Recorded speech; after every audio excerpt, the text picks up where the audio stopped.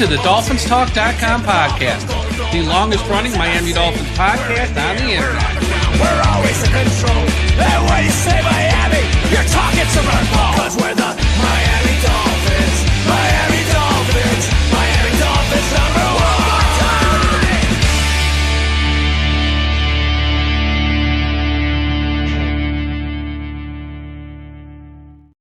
Good evening, Miami Dolphins fans. How are you today? And thank you for listening to the post-game wrap-up show here at DolphinsTalk.com. As the game just ended, Miami loses to the Pittsburgh Steelers on Monday Night Football, 28-15.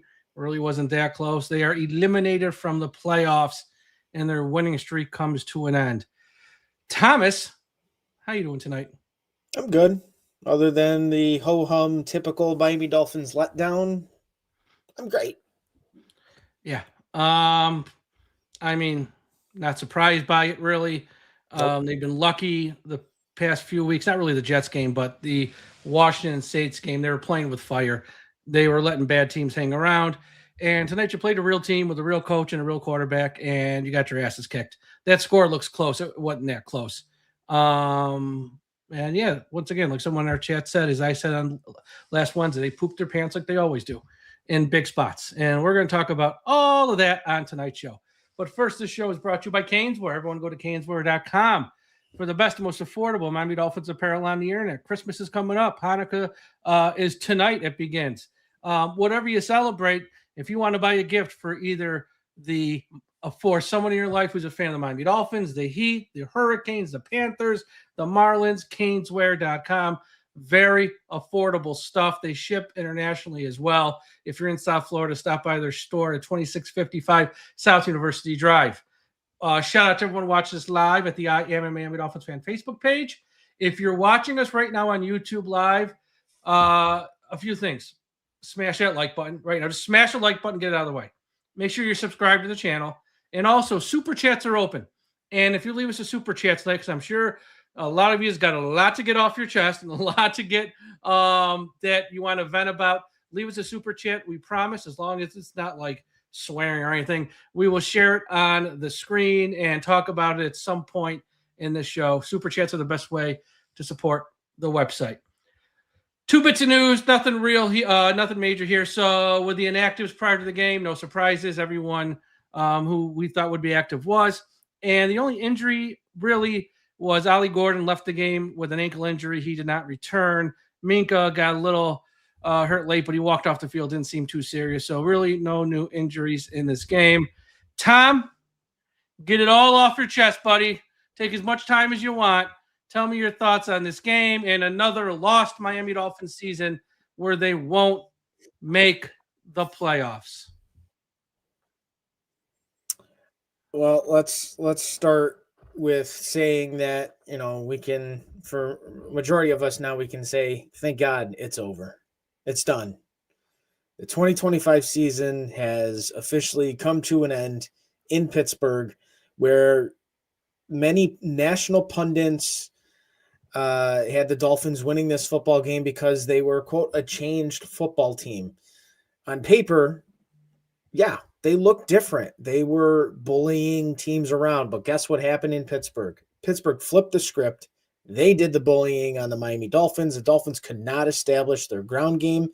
Pittsburgh was ready for it. They attacked frequently with run blitzes, and the Dolphins had no answer on the ground and when it mattered most. In typical fashion during this era of Dolphins football, and for really the better part of 25 years, the Dolphins crapped their pants on prime time in a big stage where the Dolphins season hung in the balance with a very little shot to make the playoffs. They still had an opportunity, and now it has gone up in flames. The quarterback played terrible. Don't let the stats fool you. It was an awful game from Tua Tagovailoa in Pittsburgh. There was zero push up front from the offensive line, which is what we've come to expect from these last 5-6 games.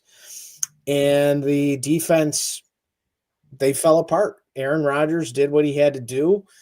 He picked apart the zone defense. DK Metcalf made a massive play, and as soon as that touchdown was scored at the end of the first half, the Dolphins imploded. They had nothing left in the tank. The second half started, the Pittsburgh Steelers score again.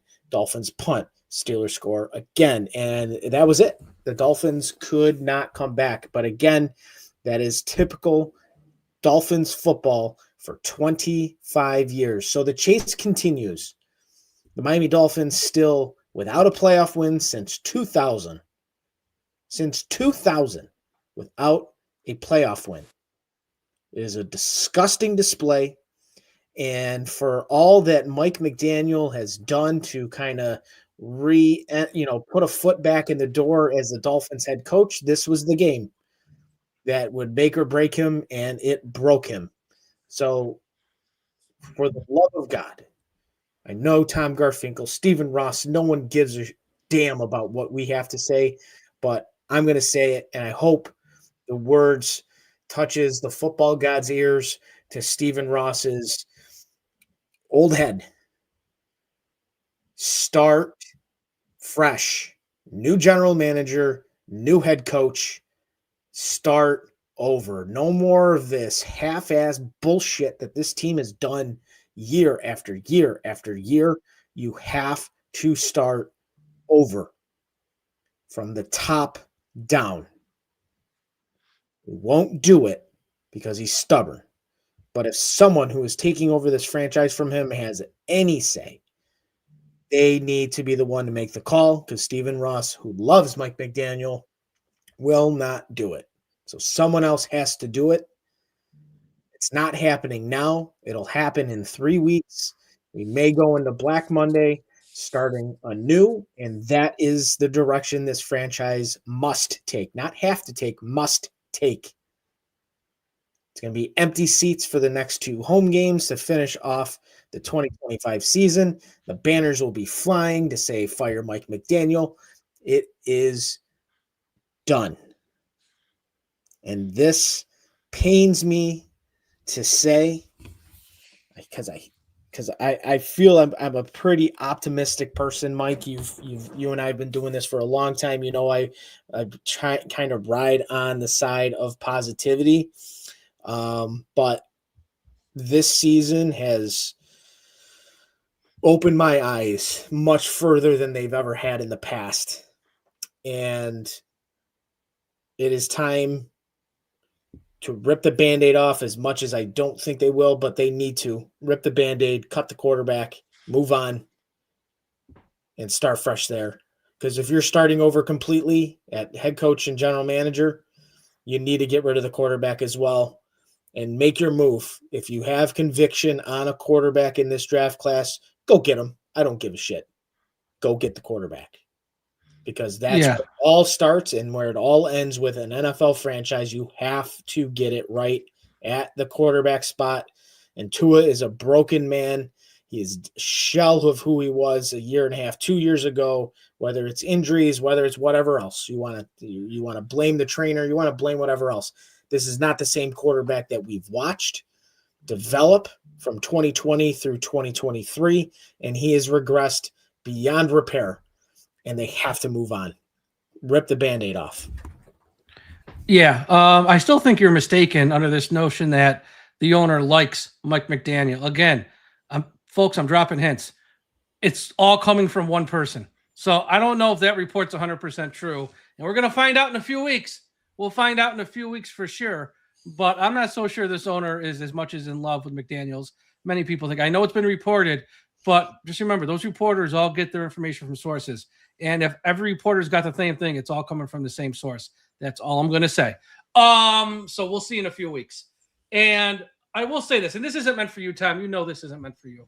But I did find it funny tonight on social media where I saw people making, bold proclamations. Well, now I'm done with Tua after tonight. It took you till tonight. It took you till tonight to finally be done with Tua. Like you haven't seen him the first 14 games this year. You didn't watch him at all last year. Tonight's tonight. I'm all done with Tua, folks. I'm out. Like, really, tonight's the night. And it was a lot of people on social media saying it. I go, folks, you have no clue what you're watching, some of you people. You have no clue. This guy is, if you think tonight was like the straw that broke the camel's back, the straw that broke the camel's back was many, many months ago, back in September, October. I digress. If you're surprised by this outcome tonight, then you fell for the fool's gold. I know this podcast and this website tried to warn you. This is fool's gold. Should have lost that game to Washington. Our head coach tried to lose it. They got lucky. Chris Olave, he drops a touchdown, that one that he usually won't drop. We got lucky that we held on versus Saints. We caught a break when the Jets were forced to play a third-string undrafted rookie quarterback. So, yeah, they won. Great. It's like, folks, and we also caught a break versus Atlanta when they were out with their starting quarterback and their best wide receiver as well. Yes, the win versus the Bills is nice. That's one game. As we've been saying, look at the body of work. That's the exception, not the norm. If you're surprised by this outcome tonight, I don't know what team you watch every week. Close wins versus a bad Washington State's team didn't change of who this team really is. The real team played tonight in front of the world on Monday Night Football. This is the same team that we saw week 1 versus Indy. This is the same team we saw in Cleveland. This is the same team we saw a few days before Halloween against the Ravens. They came out and played a non-competitive game. The final score didn't tell us nothing.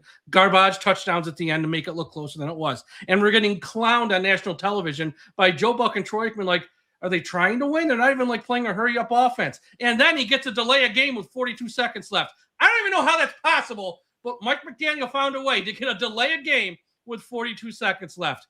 Now, the other side of the ball, I will give them credit. They play tough on defense for a half. But when your offense does nothing, even they're going to crack eventually. And that's what happened. It took until the fourth quarter for them to get 100 yards of total offense. Let me say that again. And Pittsburgh's not a good defense. They're ranked like 27th or something. It took us to the fourth quarter to have 100 yards of total offense. That's on Mike McDaniel. That's on your quarterback, Tua Tagovailoa. Nobody else. There were some positives here in that Achane played another fine game. And so did Tyrell Dotson and Jordan Brooks played very good on defense. You want the negatives. It's pretty much Tua and McDaniel. Again, big game late in the year that has some meaning to it. They pooped their pants.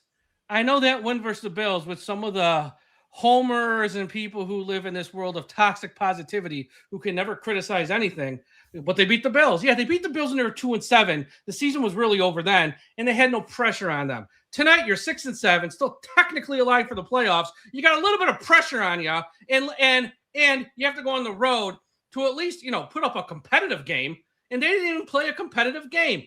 Again, just like they didn't for San Francisco a few years back, or the Chargers a few years back, or the Packers on Thanksgiving night, or Houston last year, or any of the times versus Kansas City late in this year, or any. They don't win any late season games that are big, and in most of them, they don't even show up.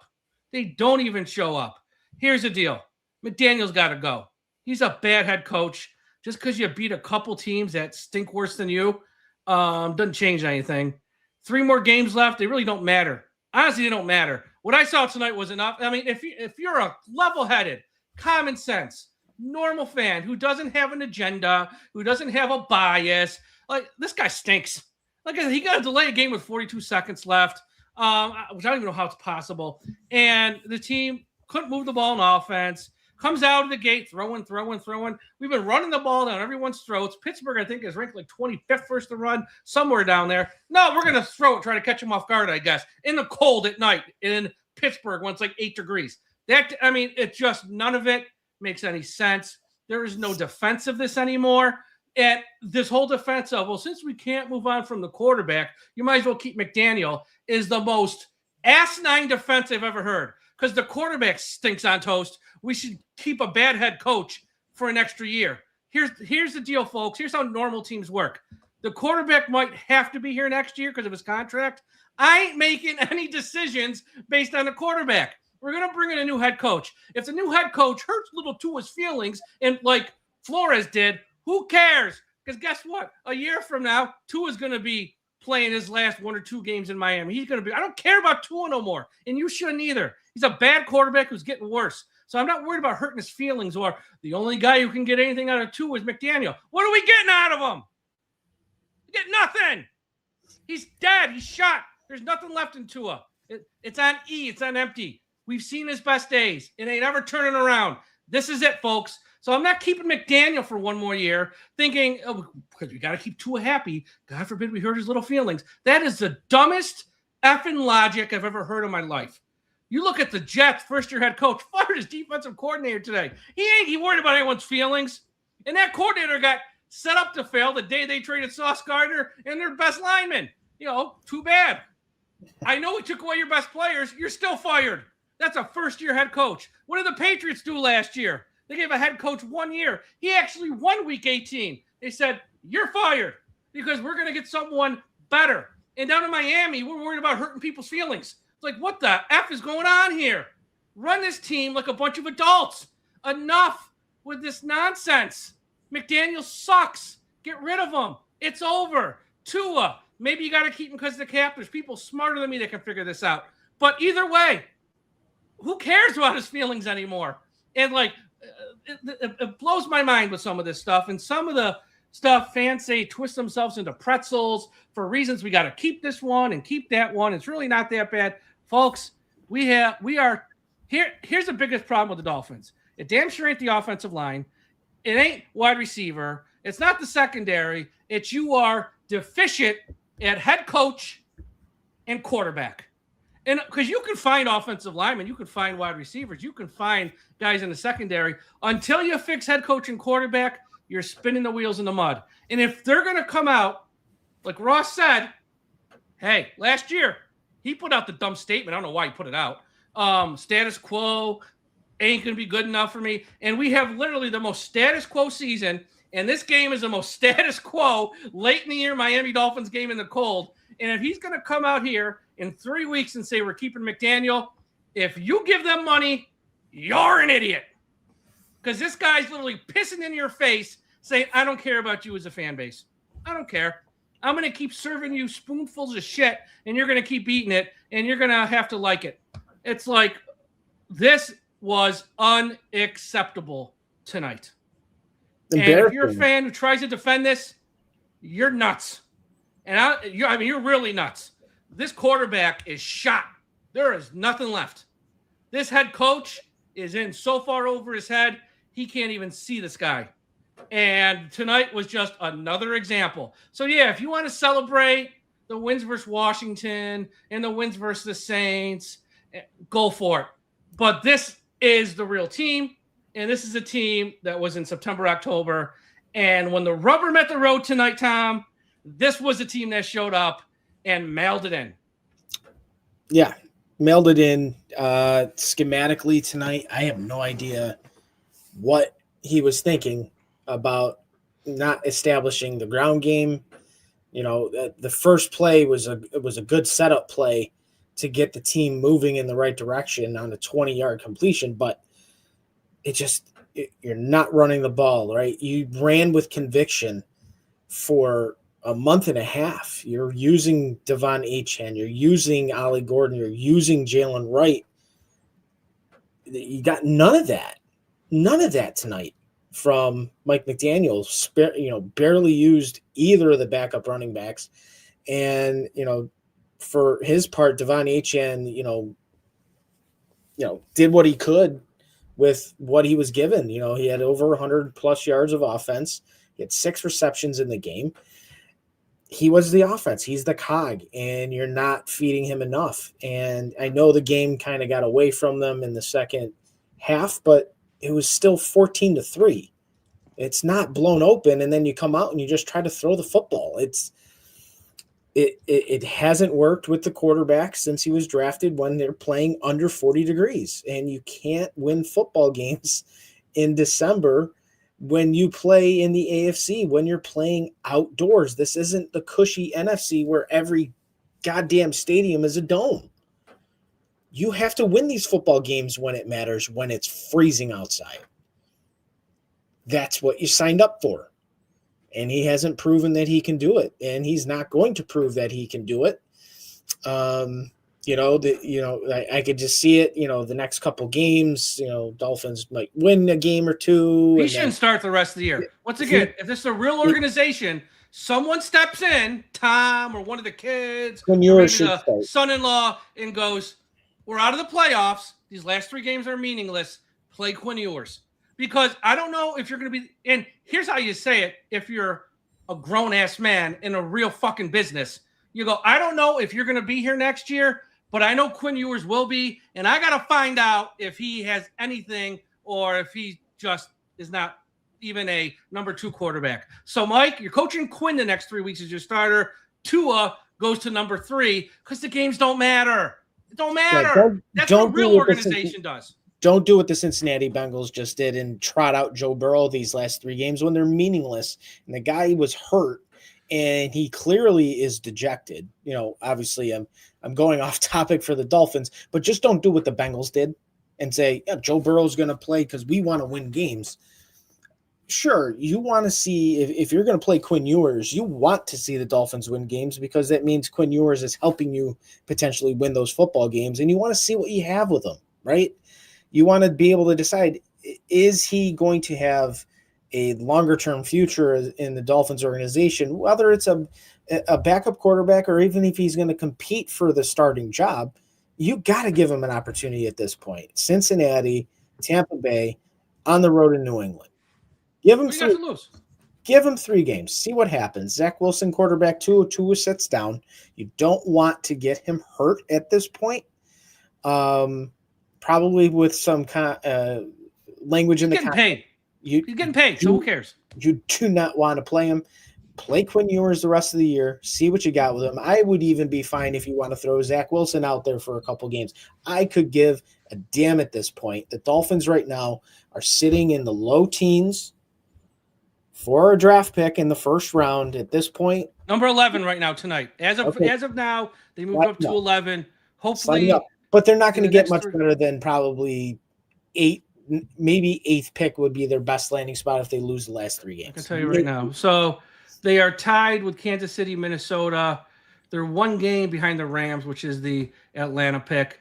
I don't know if they're going to win any Atlanta. Cincinnati's at 4, so a loss there puts us 1 game closer to passing them. Washington, I don't know. So, look, they can probably get up to like 8 or 9. It's probably the max. 8 would be probably ideal. 9 or 10 is probably more realistic, honestly. It's possible. But, again, it's not even about any one player. It's not about trying to tank. It's about what's the right thing to do here. The season's over. You got 3 games left. They're meaningless games. If Achan's ribs aren't 100%, can sit him too. Why risk a big injury to him in 3 meaningless games? Play right, and if Ollie Gordon's fine enough to play, then you play him too. But it's like, you be smart now with 3 games to go. Okay, be smart, and the smart thing to do is to play Quinn Ewers. And again, if that hurts Tua's little feelings, who cares?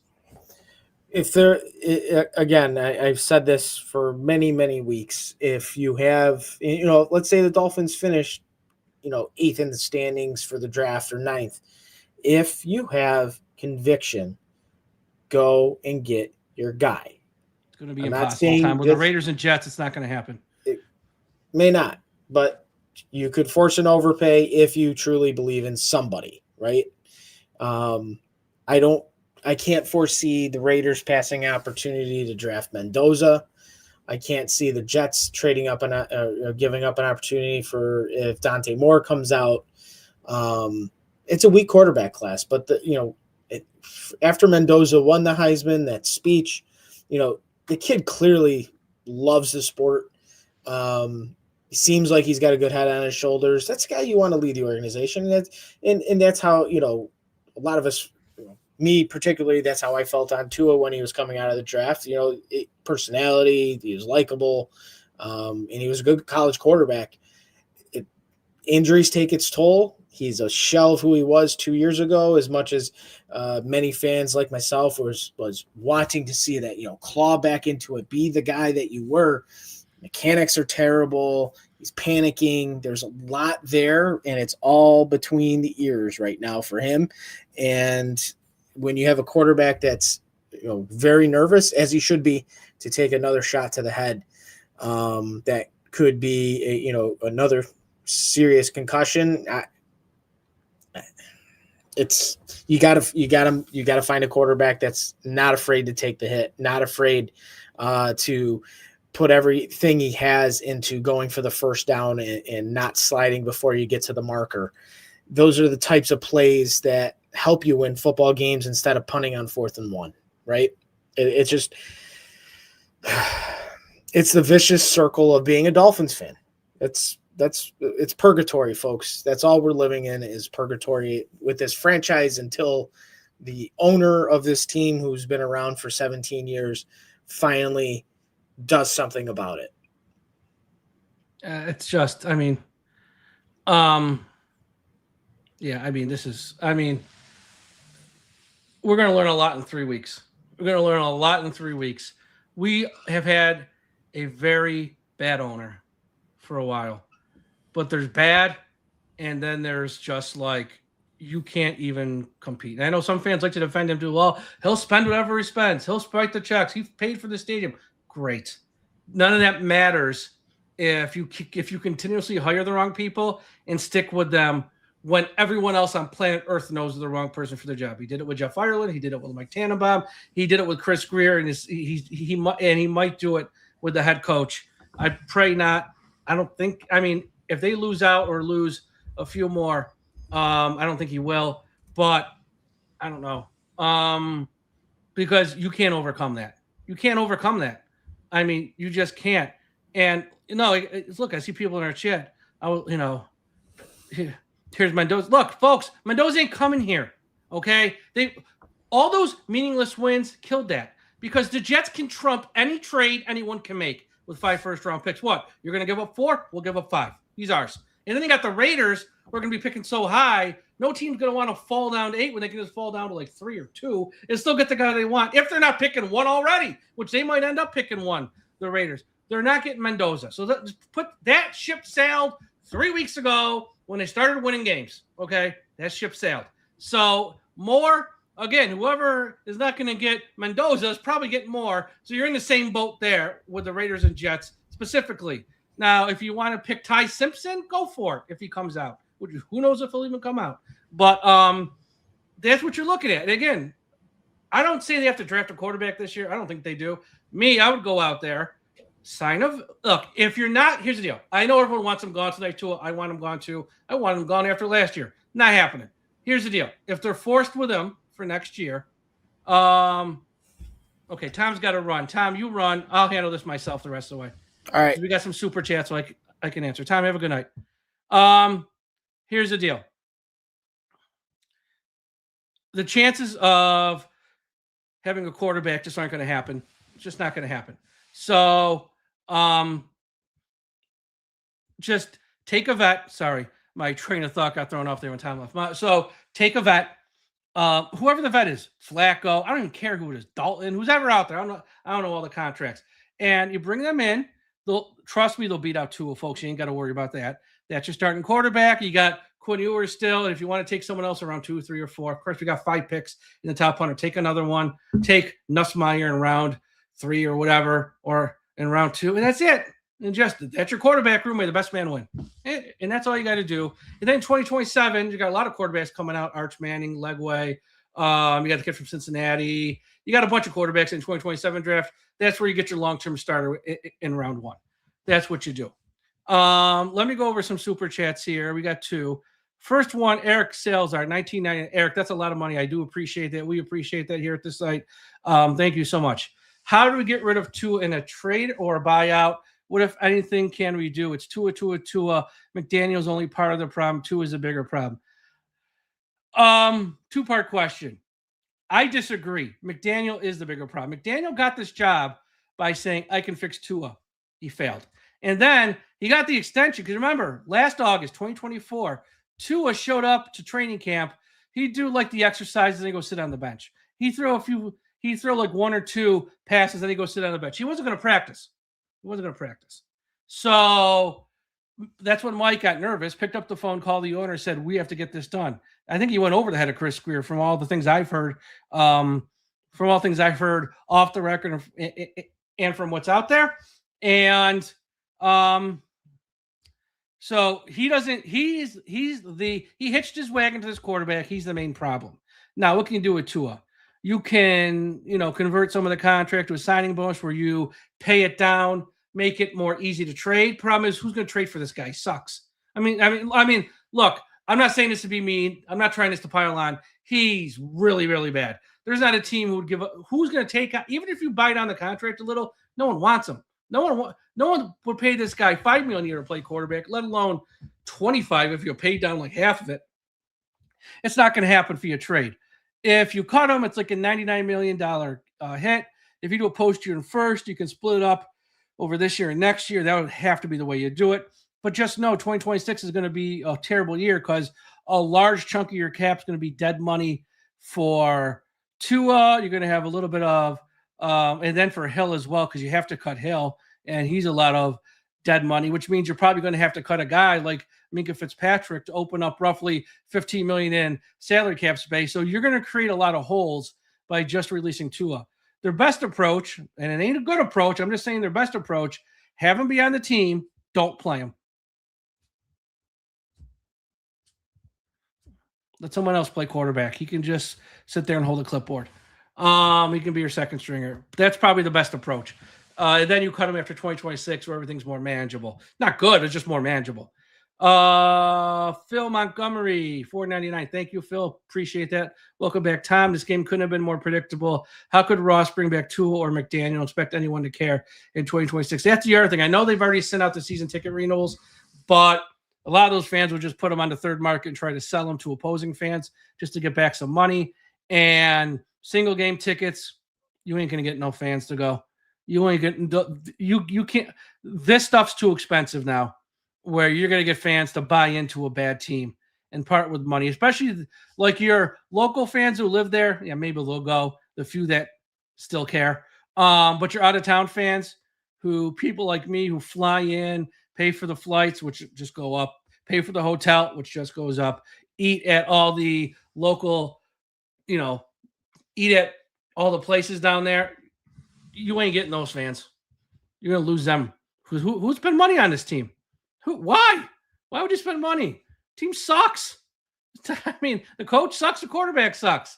And, that's it. And, it was funny to lighten the mood here for a second.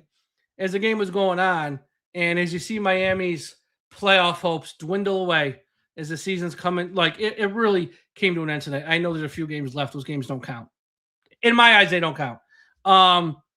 As their season is just coming to an end, Mike McDaniel, I just had this vision of Mike McDaniel in my head. And if you know, from this weekend, it's gone viral. And you have to be watching this on YouTube to get it. This was Mike McDaniel tonight as his playoff hopes were fading away. And if you know, if you're watching this on YouTube, and if you're just listening in audio form, skip ahead to like the 33-minute mark and you'll see the picture, and that's Mike McDaniel tonight as his playoff hopes are slipping away as he's going night-night. And that's what this game was tonight. So it's unfortunate that this is who we are as an organization. This is who we are as a franchise. And, look at the Titans. They fired their coach weeks ago. Look at the Giants. They fired their coach weeks ago. And they're probably not going to fire the general manager, too. They're just waiting to week 18 because there's no rush to do it. There's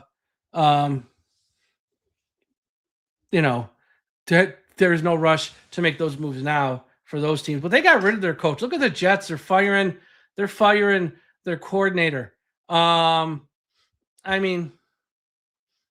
Look, I know.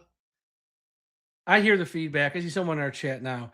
I just tuned in. First words is the quarterback sucks and the coach sucks. Yeah, because they do, folks. I don't know what else to tell you. This team is so flawed and so bad. And I could sit here and I can try to lie to you. And trust me, there's a lot of Miami Dolphins podcasts who do a good job lying. Why? Because they tell you what you want to hear, because they want you to keep tuning back in. They want you to like their little tweets. They want you to hit the retweet button. They want, like me, even though they're lying to you and they know they're lying to you up front about everything's good or we got a chance or we're really not that bad. Folks, I don't care about likes. I don't care about retweets. And I don't care if you listen to our show or not. And that's probably a bad thing to say from a business perspective. Here's why. Our numbers are great. And I see what we get traffic wise. I see how much we make every year, and I'm not going to compromise my integrity to lie to get people to like me. I just can't, especially over a football team. That ain't happening. But it's unfortunate. Let's go through some of the stats here tonight, because I think a lot of you guys who do get your hopes up are sold a bill of goods by people who know what they're doing. And it sucks, but I think they are just sort of using this fan base to line their pockets, and they're not being honest, because anyone who just has a little bit of integrity saw this coming a mile away. All right, let's get to the stats tonight. First downs: Pittsburgh 22, Miami 16. Miami had 1 rushing first down. Think about this: a team that ran for over 200 yards last week, a team that's run the ball like a truck over an ice cream cone for the past month, playing a team that's ranked like 25th, 26th, 27th versus the run tonight in the Pittsburgh Steelers, ran for 1 first down. That's all you need to know about Mike McDaniel. That's all you need to know about Mike McDaniel. They ran for 1 first down. Here's the other thing you need to know. Total plays. In an NFL game, total plays, you want to be between like 65 and 75. That's where you are as an offense. Miami was at 48, and most of them came in garbage time in the fourth quarter, 48. Pittsburgh ran 62. Miami 285 total yards. Pittsburgh 336. Passing yards, again, most of this came in garbage time at the end. Miami 222, Pittsburgh 201. Sacks. Miami was sacked 4 times, or I should say 2 was sacked 4 times. Rodgers was sacked 3. Rushing yards, Pittsburgh 135. They dominated the line of scrimmage. Miami only 63 rushing yards and only 16 attempts. That's pathetic.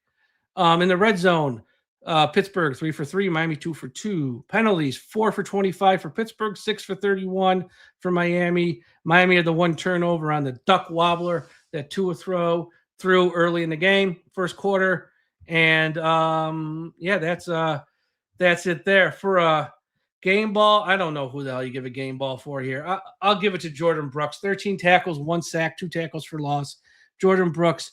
Look, they hung into their defense for about 2 quarters and like 1 or 2 series into the third. Then they broke.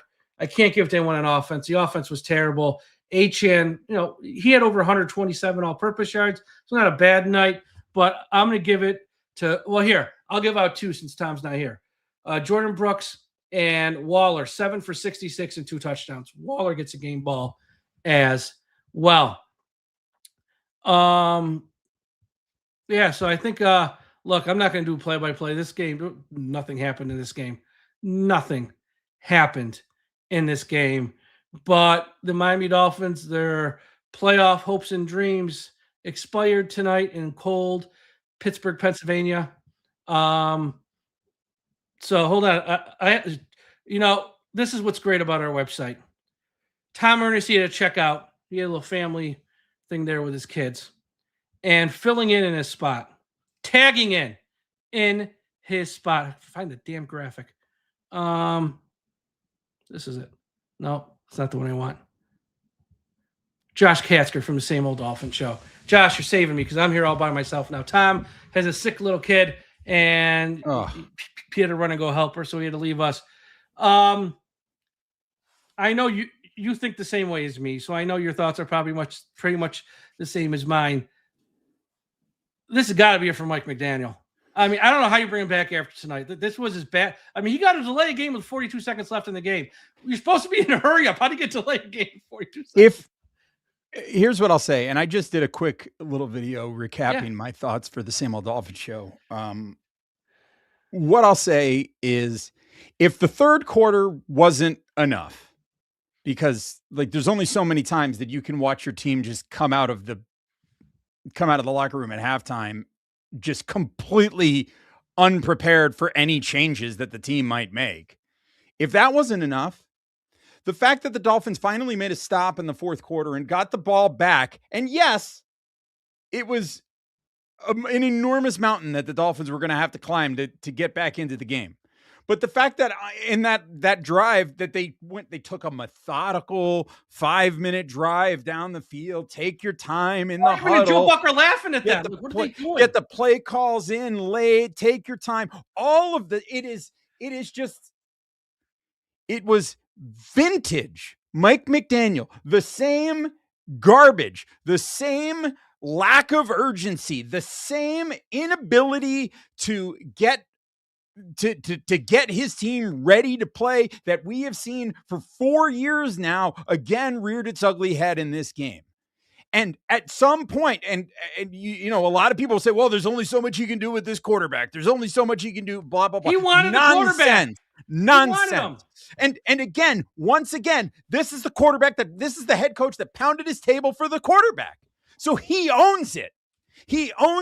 And you can't sit there like, you know what? The quarterback can't do it. Fine. Then go out there and push it. Show that you're doing everything in your power to win this game. And if the quarterback fails to execute, then fine. Then you can throw him under the bus. But instead, you're still trying to coach around the fact that your quarterback is terrible. When you have another quarterback on the bench, you have other options. So to sit there and be content to play loser football, knowing that the game is out of reach and you're just going to take your sweet time and run the clock out in a game with, mind you, your playoff chances are on the line. Yes, we know there's slim to none. They were slim to none coming into the game anyway. At least act like you give a shit. At least try. So this game was just yet another example of the growing body of evidence that this head coach is not prepared, does not have the ability to get his team to the point that they need to be at in order to win this type of game. He's just not there. I'm not interested in hearing blame about the quarterback. Yeah, we know the quarterback sucks. The quarterback is trash. And if this quarterback is here next year, that is a major problem with whoever the new GM is. Don't play him. He can be on the roster. That don't mean you got to play him. Someone have some balls and be like, you're not good enough, or put him in a competition. I promise you he'll lose the competition, and he doesn't play. It's not that complicated, folks. Yep. Real teams handle their business, and this is a ground ball. This is the biggest ground. It's the easiest ground. You know what? You know who couldn't miss this one? Bill Buckner couldn't miss this ground ball. It's so easy. Bill Buckner couldn't miss this ground ball. It's that easy. Just because he's here doesn't mean you have to play him. Period. So it's just, to me, it's just the body of evidence is what it is at this point. At where we're at is that you just look at it now and you go, yeah, it's not there. This isn't the guy. Like, I don't know how it can be more obvious. It isn't. It is just not. It's not deniable at this point. It is what it is. These guys, these players are not. This coach, this quarterback, they're not the answer. And this team going into 2026 needs a complete reset in terms of leadership. They need new GM, which we know we're getting. They need new leadership, need a new head coach. They need a new quarterback. And without that, we're going to sit and we're going to find ourselves right here at this time next year. Might not be with 3 games left to play, which is the earliest that it's been thus far in the Mike McDaniel era. By the way, reminder that Steve Ross said that there shouldn't be, the fact that there's continuity in leadership should not be confused with an acceptance that status quo is good enough. This is going to be worse than the status quo. It's worse than the status quo. This was the biggest status quo game. If you're a fan of the Dolphins, late in the year, cold, don't even show up. This season's the biggest status quo season for the Dolphins that we've ever seen. If this owner if he doesn't make the call on the head coach, again, the quarterback's a whole different ball wax. I understand the contract. I get it. But the head coach is a ground ball. If he doesn't make the call on the head coach and he brings this guy back, then we have a larger problem as a fan base because we have an owner who just doesn't give a shit. And he's at the – and like I said in the show earlier, he's whipping out his Johnson and pissing in the face of all the fans, expecting you to just lap it up and come back because it's the NFL and you have – you know what? As a fan base, we are way better than that. And if he brings this guy back, we will prove him wrong. And, you know, I know you guys had a new thing you started last week on your show, Asshole of the Week. For the past few weeks or all season, really, when someone on our live stream leaves us a dumb comment, I go dumb comment of the night. It doesn't mean I don't like the person. I'm just calling out the dumb comments. And Justin928, you just won dumb comment of the night. Sorry, bro, he isn't trash. He isn't great, but he isn't trash. Who's open tonight? No footballer, shut up. That's an excuse that in 2022, you might have sold me on that excuse. This is 4 years of this quarterback, and he's gotten worse year. Can I tell you who was not open? After year. Who's not open? Who's not open? Who's not open is Jalen Waddle when you throw the ball into double coverage and underthrow it and get picked off. Sorry, bro. He's not trash. He's a definition of trash when it comes to quarterback. Get out of here. $200 million quarterbacks make the players around him better. They can throw guys open. He couldn't throw a guy open if his life depended on it. A guy's got to be going like this for him to get the. Dude was throwing eephus pitches. He was throwing eephus pitches on screens. He was throwing slow pitch softball on screens. Don't come at, if you're out here and you are still standing on trying to defend Tua, we're blaming everyone else. You got to go find somebody. You got to go find another podcast to listen to, homeboy. Yeah, that is trash. There's a lot of podcasts out there of essentially what they are grifters. They're going to lie to you, tell you what you want to hear to keep you coming back. Like our show, retweet our show. We're going to string you along. Everything's really not that bad. We're really not that bad. Mind you, we don't win anything ever. We're not that bad. I'm going to tell you what you want to hear. They're lying to you. They're taking advantage of you. They're playing with your emotions to get engagement. That ain't us. I don't care. That's the good thing about being 48 years old. I don't care. I don't need validation from strangers. I don't care. I'm telling you what I think. I tell you what I feel. And newsflash, my track record's pretty bleeping good. That's all I'm going to say. Same with you guys. You guys do a good job. We're pretty good at what we do. And I'm sorry sometimes the truth hurts. I really am. I had some nut job. I got to send you this email. I had some nut job this weekend send me an email. It's like a 3-paragraph email. He's like, I know you say fans can be a fan any way they want, but you're so freaking negative, and all you do is talk negative, and blah, blah, blah, blah, blah. He goes, I want to be like, but am I wrong? Because we're 6-8 now. Am I wrong? Because I wasn't wrong last year. I wasn't wrong the year before. I wasn't wrong. If I'm wrong, tell me I'm wrong. And I'll tell you when I'm wrong. But don't say I'm just negative, because for the past month they said, well, they almost lost to Washington with a backup quarterback. If you play a team that was good, we're probably not going to win that game. Well, we let the Saints hang around. We almost lost them. If they weren't the Saints, they were someone good, we probably would have lost that game. We got lucky versus Jets because we got a third-string undrafted rookie quarterback. Okay, they won, but that's what you're supposed to do with a third. We're not going to catch these breaks forever. And then you run into this team tonight. This is the outcome you get. And just like week 1 versus Indy didn't show up. At the Browns didn't show up. Home against the Ravens didn't show up. The only game they showed up for this year was the Bills game. Yep. And they were 2-7 with no pressure on them to perform in that game. Exactly. They were 2-7. No one cared. It was really over then. But they got back into and gave fans false hope. And then I see other fans on social media go, well, I am out on Tua. Oh, it took till tonight. Great. It took till tonight for you to figure out he can't play. Nothing he did in September, October, or anything in November where he couldn't get out of his own way. It took this game tonight. So it's like, I don't know. God bless you. If you're one of those fans, there's other podcasts that probably are a better fit for you. But this is another miserable end of the season. We got 3 games left. We'll do what we do because that's what we do. And we'll be here, talk about hopefully some of these young kids. Last question for you. Should Quinn Ewers start 1, 2, or all 3 of the last games? I mean, at this point, I have no problem with him starting at any number of them, honestly, because at this point, it's like I said before, you've seen everything that you need to see with Tua Tagovailoa. You've seen it. Nothing is going to change. He is who he is. He is who he is. It makes no difference. At this point, I would say, let's get a little, whoever the coach feels is the best suited for this offense. Let's take a look at Zach Wilson. I would rather see Zach Wilson because, he's on that short-term contract. He's somebody that you can bring back. You're already not paying anything for Quinn Ewers as it is. He's going to be here no matter what. So, I mean, you could get him the reps, but you could also get Zach Wilson the reps, and I'm fine with that. I don't need to see another down of Tua Tagovailoa in a Miami Dolphins jersey. I just don't. No, it's just, over. It's gone. It's bad. So like, it is what it is at this point. We've seen it. The body of evidence is big enough.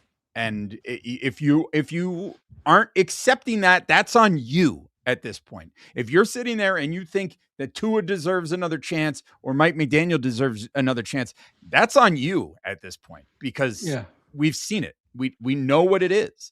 And this was an opportunity. Like what I said in our preview. You're 100% right last week with Aaron. I was on your side. You're 100% right. This is an opportunity, not for him to necessarily save his job, because I'm still not convinced that even if they had won that game, that would have been enough for him to save his job. But the fact of the matter is, if for them to come out and do the exact same thing that they always do in these types of games, the answer is written in stone for me. He's no good. And if we have a new GM that comes in and he does not move on from Mike McDaniel, that is a complete organizational failure, because as Aaron said, the only way that a new GM is coming in and keeping McDaniel is if the owner makes it a prerequisite for getting the job. It's the only. Well, here's the deal. The owner has to make the call the night of the Patriots game. Once that game's over, he put out a statement last year saying everyone's coming back. So he has to put out a statement this year and say, you're fired or he's our head coach. And either way, the next GM doesn't have to handle it. Either he has to go find a head coach, which he'll come into the interview, be like, here are the guys I like. He's the guy I really want. And he's going to sell that guy in the interview. He'll have someone lined up, because anyone worth the salt will. Or if you're going to keep him, then it don't matter, because then you're going to meet with the GMs and pick the one you want. And he has no say over that. That we will know week 18 that night. This whole notion that, okay, week 18's over. Mike, I don't know if you're still our head coach. Take a few weeks off. We're going to hire a GM, and then he's going to tell you. That's not how this league works. That's not how this league works.